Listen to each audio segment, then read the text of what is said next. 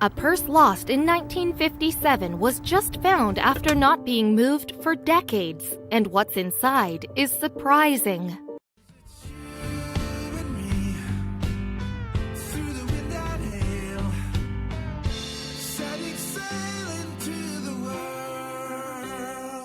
But before we start, please take a moment to give this video a like, subscribe, and hit the bell so you'll never miss these great stories. When a school janitor came across a lost purse wedged between a locker and a wall, he had no idea that he had just opened a time capsule into the past. The tattered purse was visibly old, and the janitor assumed it had been missing for a long time. But when he opened it, he was stunned to discover that contents were over 60 years old. So, who owned this mysterious purse, and what was their story? In 2019, Chas Pyle, a custodian at North Canton City Schools in Ohio, was fixing a trim that had come loose on the last locker against the wall. When he pulled the trim back, he could see something wedged between the locker and the wall that piqued his curiosity. The object that Pyle found was a withered red purse. He knew by the look of it that it had been there for a while, but he was blown away when he discovered just how long the dusty clutch bag was sitting there for. When Chas Pyle realized that he had stumbled upon a missing personal item, he immediately took it to the school's office. The staff opened the purse in an attempt to find out who the owner was, but they were knocked over when they found notes and membership cards from 1957. So who exactly owned the vintage crimson clutch? Well, after checking out the rest of its contents, the school discovered it belonged to a former student named Patty Rumfola, who had lost her purse in what was then Hoover High School, 62 years before it was found. The school made attempts to track down Rumfola, and with a little help of social media, they were able to locate her family. The school learned that Rumfola had since passed away, but her 5 children were eager to see their mother's belongings from when she was a teenager.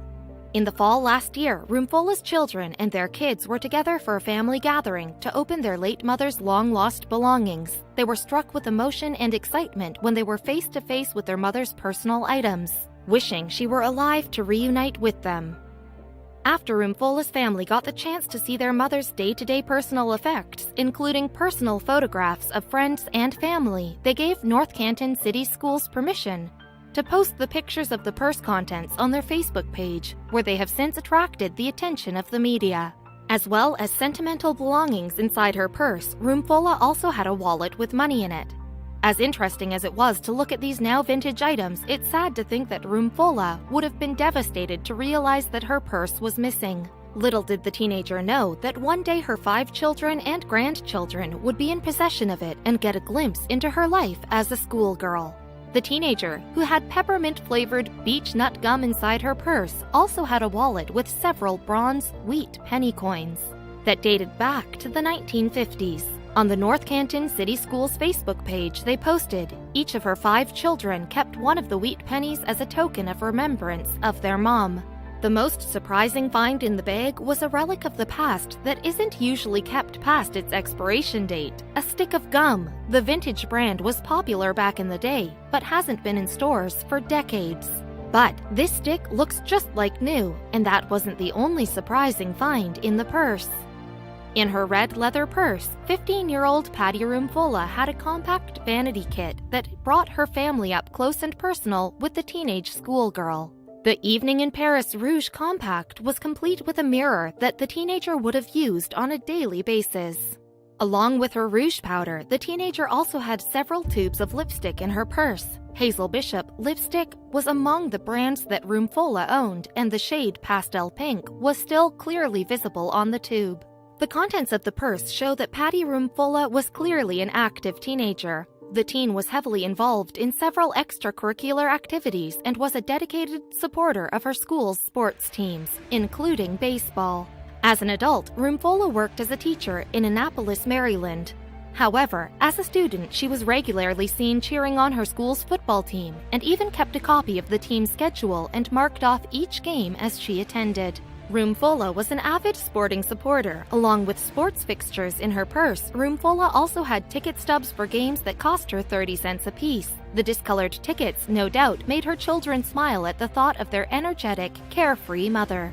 Religion was a lot more enforced into daily life in the 1950s than it is today, so it wasn't uncommon for teenagers to carry a religious medallion around with them. Roomfulla had both the Virgin Mary and the Sacred Heart of Jesus in her purse. As well as sporting tickets and timetables for various games, Roomfulla also had several sentimental photos of her family and friends, including one of her friend Bonnie, who signed, "Never forget the wonderful times we had." On another card, Bonnie wrote, "Patty, good luck to a swell girl and friend," giving us more of an insight into the young woman's disposition. Flicking through past yearbooks, North Canton City School discovered that Patty Roomfulla was a popular young student back in the 1950s who was photographed at various school events, including her prom. Patty Roomfulla was also known to be an intelligent student who was actively involved in school projects.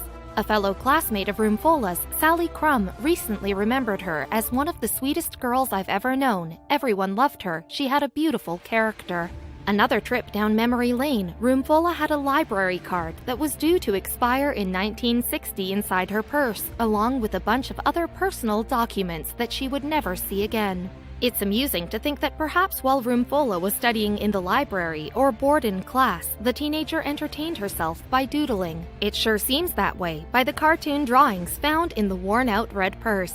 In her adult life, Roomfulla was also a costume designer and seamstress for a theater in Du Bois, and even founded a theater arts guild and young women's club in Punxsutawney. As a teenager, Roomfulla was just as involved in clubs as she had a $6 YMCA membership card in her purse along with many of her other belongings. As well as being affiliated with YMCA, Roomfulla was also a high school member of the American Junior Red Cross, which was set up following World War I and continued after World War II. As a member, Roomfulla would have worked on projects that provided assistance to war veterans and their families. Along with the membership cards, photos, and makeup, Roomfulla also kept a 1956 calendar from the Lilly Pharmaceutical Company. At the top of the 63-year-old calendar, Lotusin is advertised as the most effective antibiotic for common bacterial infections. In the 1950s, seniors in high school were often ordering calling cards and took note of commencement announcements and invitations that were given as messages to students. Roomfulla had several calling cards in her purse with addresses of friends in Iowa, New York, and Jamestown. In response to the school's findings, Roomfulla's daughter Stephanie wrote to the school, "I cannot thank you enough. We agreed that my mom would have been so excited if she could see all of this. Would have made her smile so hard to know that this has been found and reminisce about a day in the life of her old self." Roomfulla died in 2013 at the age of 71. When the school found the purse, they got in contact with Roomfulla's children, who were reunited with their mother's belongings. Among themselves, they each chose one of their mother's vintage wheat pennies to keep as their own as a memento of their late mother.